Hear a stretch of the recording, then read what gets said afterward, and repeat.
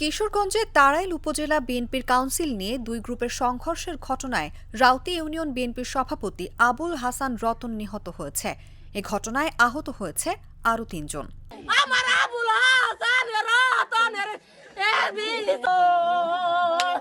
রোববার উপজেলার রাউতি ইউনিয়নের বানাইল বাজারে এই ঘটনা ঘটে। বিষয়টি নিশ্চিত করেছেন তাড়াইল থানার ভারপ্রাপ্ত কর্মকর্তা সাব্বির রহমান।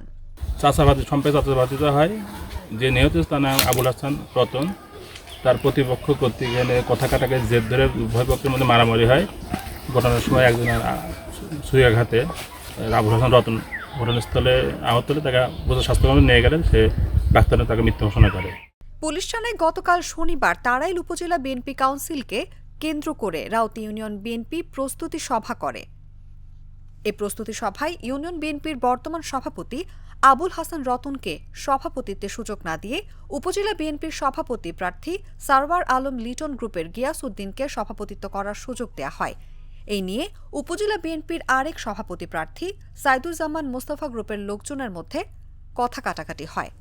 মারা গেছে ওই যে গেসুর যে 6 ছেলে মিলে আমার বাইরে কিরিচ দিয়ে গাইছে, অনেক মারপিট করে কিরিচ দিয়ে 2-3টা গা দিছে বুকের মধ্যে, মারা গেছে। মৃত্যুর পথে মৃত্যু চাই, তাদের ফাঁসি হোক।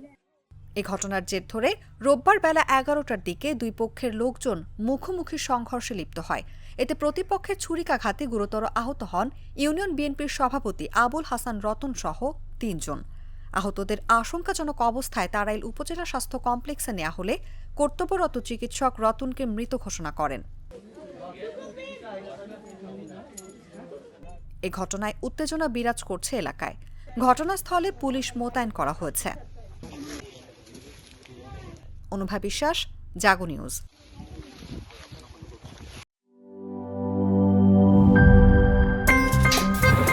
আমার একটা স্মার্ট সিদ্ধান্তে 25% গ্যাসের খরচ কমেছে। ভাবছেন কিভাবে?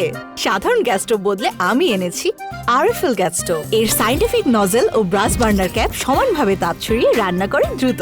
তাই গ্যাসও বাঁচায় 25%, টাকাও বাঁচে 25%। আরএফএল গ্যাস স্টোভ, নিরাপদ ও গ্যাস সাশ্রয়ী।